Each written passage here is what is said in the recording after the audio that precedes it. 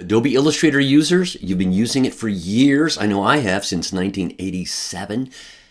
But there is a key, a crazy key on your keyboard that you probably don't know about, and I love it for two specific techniques. Now, the key is the tilde key. The tilde key, yes, that crazy squiggly key on the upper left of your keyboard. On the American keyboard, at least, it's under the escape key. Look what it does. I'm going to grab any primitive shape creator, the line tool, for example.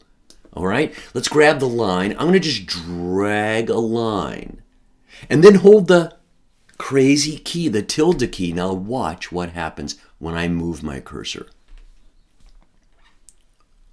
Are you kidding me? What just happened? Wait, I won't stop. I'll do it with the star tool. Important as I go to play this game and you want to play along on your version at home, pay attention to the fill dialog box. If you want greater success with this trick, tell the fill to be nothing. Another trick, you want a stroke. But the other trick is to start with a big shape, then hold the tilde key and go small. That is crazy. I'm going to go big, hold the tilde key, and drag. Let go of my mouse first, tilde key second. That is crazy. Now, why do I want a fill of none? Right now, I've got a fill of white. Look, if I start small and then hold the tilde key and come big, you don't see anything. Why? Oh, because the first shape you create, the small one, is in the back, and the last shape that it produces is on top. And if it's all filled with opaque, any color at all, in this case white, it just covers everything up. Okay. Now, if I have a fill and I start small, no, I got to start big. Then hold the tilde key. Small, mouse releases first, tilde key releases second. I'll see them, okay?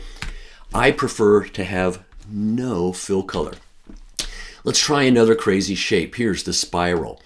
I'm going to start big. Ooh, look how I started that spiral and it's off the page. Here's another little trick, Adobe Illustrator users. While you are in the midst of making a shape, hold the space bar. Don't let go of the mouse.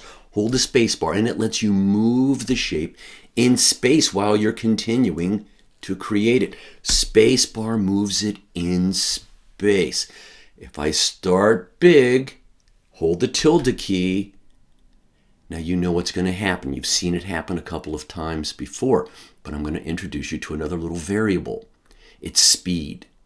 If I go slow, it goes slow. But if I go fast, I get great distance, okay? So start large, tilde, faster, mouse release, tilde release, and you'll see more space in the variation. There are many ways to create a look like this, but none more random than the spacing in these shapes. The tilde key has a job. Its job is to take shapes and create these random spaces between them, which is variable upon the speed of your mouse. I like to start big and go small. I like to have no fill. The tilde key is a crazy key, but it has a second job, and this one is super cool. The tilde key is your way of communicating to Adobe Illustrator this quote, I'm talking about the pattern. That's what you're saying when you hold the tilde key. I'm talking about the pattern. Now I've got a piece of art here and I've got a pattern inside a shape. There is a pattern, but I'm going to change the pattern. That shape is selected. I'm going to choose a new pattern. Let me undo, because I've done another little trick here. I've got in my appearance panel two fills. Most of you may be thinking that in Adobe Illustrator, a single shape can only hold one fill, or one stroke for that matter, but that is not true. In fact, a shape can have unlimited, infinite number of fills and an infinite number of strokes. We'll talk about that in another upcoming video. But for now, I'd like the yellow fill. I'm going to keep it, but the fill on top has a subtle pattern in it. There's yellow, and then there's a fill with a slight pattern. I'm going to change the pattern this way, rather than reducing both. And you see, I still have the yellow, but now I have the pattern. I'm going to hold the tilde key. I'm talking about the pattern. I'm using my move tool. Check it out.